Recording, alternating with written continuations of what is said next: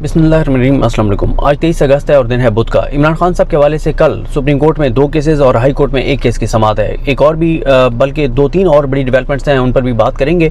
सबसे पहले तो देखें, इमरान खान साहब को कल जो लेटर आज लिखा गया इलेक्शन कमीशन ऑफ पाकिस्तान की जानिब से, जो उन्होंने पोलिटिकल पार्टीज़ को लेटर लिखा है कि आम इंतखाबात के हवाले से इलेक्शन कमीशन मुशावरत करना चाहता है, लेकिन इमरान खान तो अब बिहाइंड द बार हैं, जेल में हैं। तो अब देखना है कि तहरीक इंसाफ की तरफ से कौन जाता है और क्या सूरत हाल बनती है। जो लेटर इमरान खान साहब को लिखा गया, उसमें ये लिखा गया है कि कल वो खुद आए या उनका कोई नुमाइंदा है 24 अगस्त को 2 बजे इलेक्शन कमीशन के पास, और डिलिमिटेशन के ऊपर बातचीत होगी।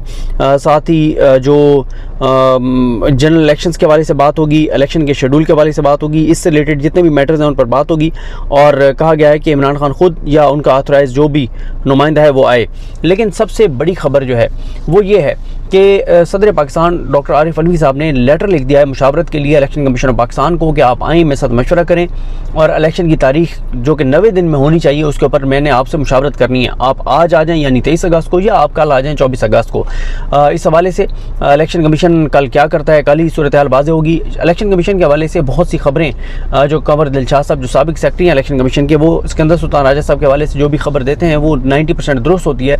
उन्होंने काशिफ अब्बासी साहब के प्रोग्राम में ये कहा है कि चीफ इलेक्शन कमिश्नर ना तो जाएंगे सदर पाकिस्तान के पास, बल्कि अगर सदर पाकिस्तान ने कोई तारीख भी दी तो इलेक्शन कमीशन उस तारीख को मुस्तरद कर देगा, इलेक्शन कमीशन उस तारीख को नहीं मानेगा।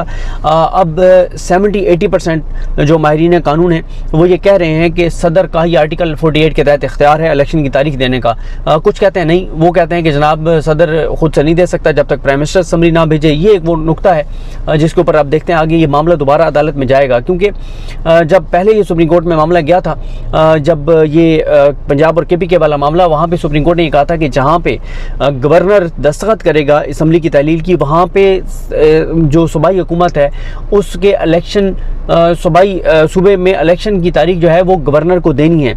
इसीलिए आपने देखा था कि जब सदर ने तारीख दे दी थी KPK की और पंजाब दोनों की, तो सदर ने फिर KPK की तारीख वापस ले ली थी, क्योंकि KPK के गवर्नर ने दस्तखत करके और उसके ज़रिए असम्बली की तहलील की थी, और पंजाब के गवर्नर ने दस्तखत नहीं किए थे इसलिए सदर ने दी थी। और सुप्रीम कोर्ट ने ये वाज़ेह कर दिया था कि जहाँ पे दस्तखत गवर्नर करेगा या सदर अगर कौमी असम्बली की जो समरी है तहलील की उस पर दस्तखत करेगा तो फिर सदर तारीख देगा। तो ये बड़ी वाज़ेह सूरत हाल है। लेकिन अब देखना है, कल के दिन अहम है कि अब सिकंदर सुल्तान राजा साहब इस हवाले से क्या करते हैं और फिर सदर का आगे क्या लाएअमल होगा। क्या फिर सदर सुप्रीम कोर्ट को रेफरेंस भेजेंगे या जो चीफ इलेक्शन कमिश्नर हैं वो इलेक्शन कमीशन जो है वो सुप्रीम कोर्ट से रजू करेगा। ये देखना होगा कि ये मामला कैसे जाता है और क्या बंदयाल साहब ही इसको टेकअप करते हैं और किस तरह से टेकअप करते हैं, ये देखना होगा। ये हो गया। और साथ ही जो इसमें लिखा हुआ है कि जहाँ भी सदर जो है वो डिज़ोल्व करेगा नेशनल असम्बली तो वो तारीख देगा, और आर्टिकल 48 का सदर ने अपने लेटर में जो है वो हवाला दिया हुआ है।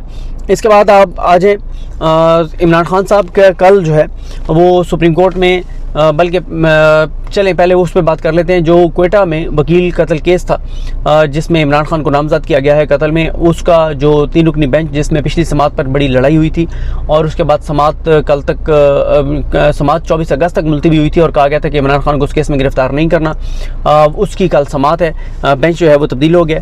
Chief justice Pakistan justice Umar Bandial साहब अब खुद उस बेंच की सरबराही करेंगे और उनके साथ जस्टिस जमाल खान मंदोखेल, जस्टिस मुज़ाहिर अली अकबर नकवी साहब और जस्टिस जमाल खान मंदोखेल साहब होंगे।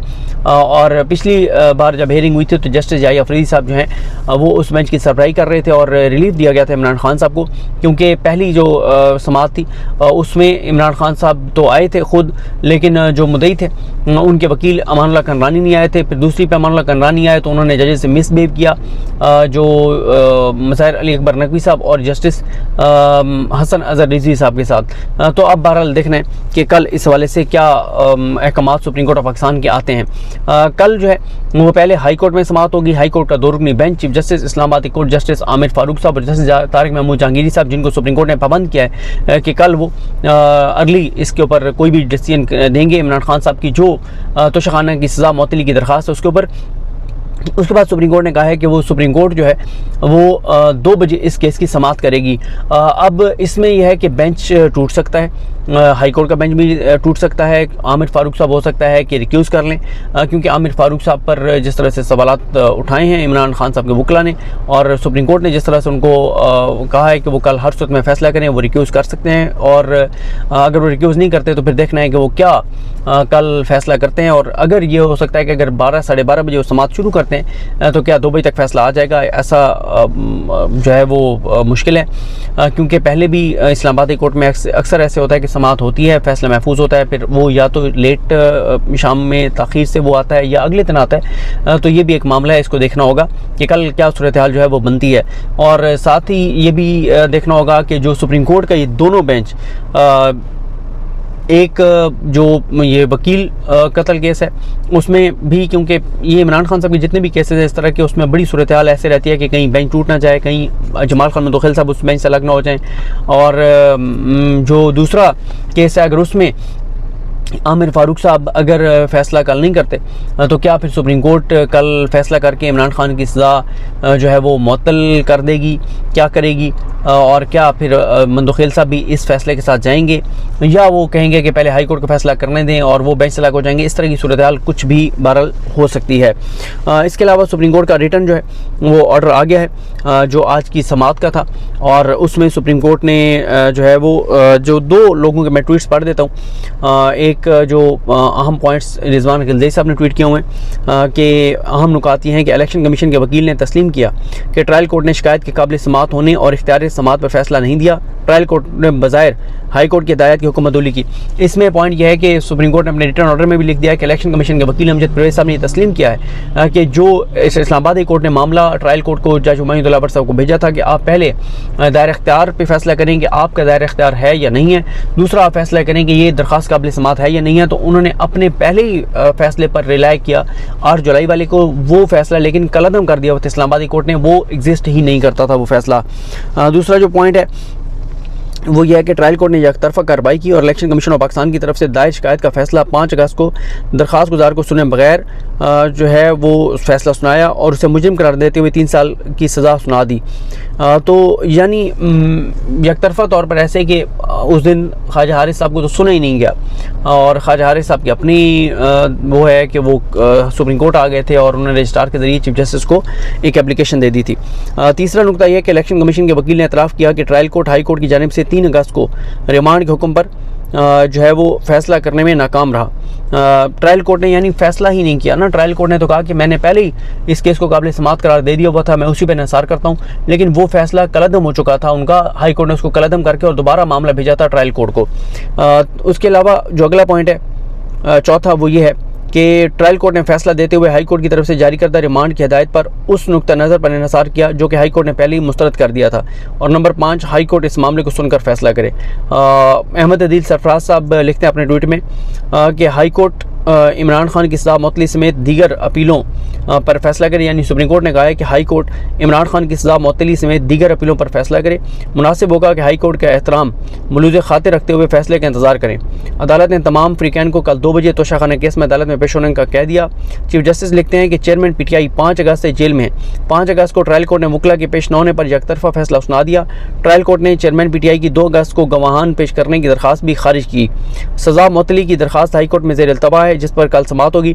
ट्रायल कोर्ट के दायर इख्तियार और अपील काबिल समाअत होने के मुकदमात भी हाई कोर्ट में ज़ेर इल्तवा हैं। सुप्रीम कोर्ट ने यह कहा है कि इमरान खान के वकील ने बहुत संजीदा नुकात उठाएँ जिनका जायज़ा लेना ज़रूरी है।